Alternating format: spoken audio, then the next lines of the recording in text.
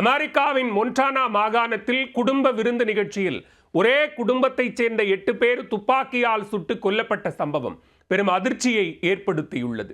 வீட்டிற்கு தீ வைத்த கொலையாளி தன்னைத்தானே சுட்டுக்கொண்டு உயிரிழந்த கொடூர சம்பவத்தின் பின்னணி என்ன? அமெரிக்காவின் மொன்டானா மாகாணம் பில்லிங்ஸ் நகருக்கு அருகே கடந்த ஞாயிற்றுக்கிழமை வழக்கம் போல ஒரு குடும்பம் ஒன்று கூடி வார இறுதி கொண்டாட்டத்தில் ஈடுபட்டிருந்தனர். 4 தலைமுறைகளைச் சேர்ந்த உறவினர்கள் ஒன்றாக அமர்ந்து குடும்ப விருந்தில் மகிழ்ச்சியாக பங்கேற்றிருந்தனர்.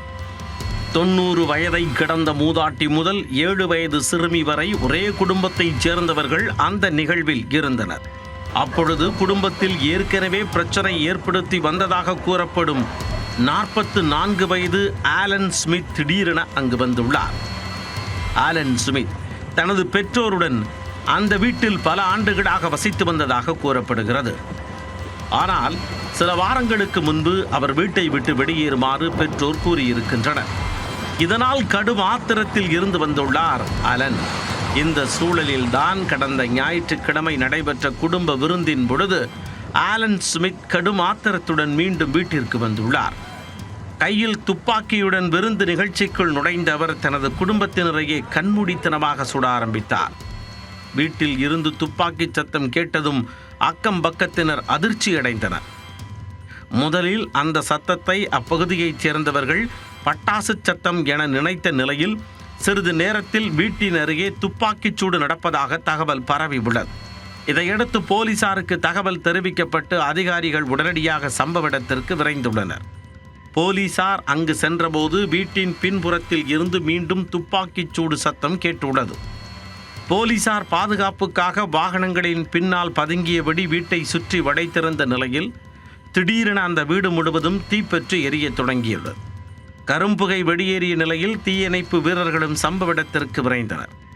ஆனால் துப்பாக்கிச்சூடு நடந்த இடம் முழுமையாக பாதுகாப்பாக இருப்பதை போலீசார் உறுதி செய்ய வேண்டியிருந்ததால் தீயணைப்பு வீரர்களால் உடனடியாக வீட்டிற்குள் சென்று மீட்புப் பணிகளை மேற்கொள்ள முடியவில்லை. இதனால் தீ வேகமாக பரவி வீடு முழுவதும் எரிந்து சேதமடைந்தது. பின்னர் போலீசார் நடத்திய விசாரணையில் வீட்டிற்குள் இருந்த 8 பேர் துப்பாக்கிச் சூட்டில் உயிரிழந்தது உறுதி செய்யப்பட்டது. உயிரிழந்தவர்களில் 4 குழந்தைகளும் அடங்குவர். 90 வயதை கடந்த மூதாட்டி முதல் 7 வயது சிறுமி வரை 4 தலைமுறையைச் சேர்ந்தவர்கள் இந்த துப்பாக்கிச் சூட்டில் பலியாகியுள்ளனர்.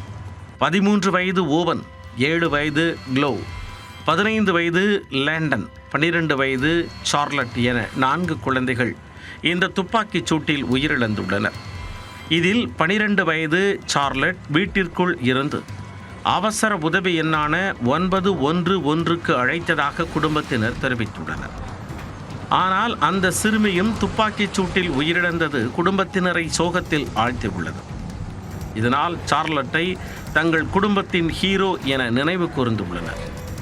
துப்பாக்கிச் சூட்டிற்கு பிறகு வீட்டிற்கு தீ வைத்த ஆலன் ஸ்மித் அங்கிருந்து தப்பிச் செல்ல முயன்றதாகவும் பின்னர் போலீசாரை எதிர்கொண்ட பொழுது தன்னைத்தானே துப்பாக்கியால் சுட்டுக் கொண்டதாகவும் போலீசார் தெரிவித்துள்ளனர். குடும்பத்தில் ஏற்பட்ட பிரச்சனைதான் இந்த கொடூர சம்பவத்திற்கு காரணமா என்பது குறித்து போலீசார் தொடர்ந்து விசாரித்து வருகின்றனர்.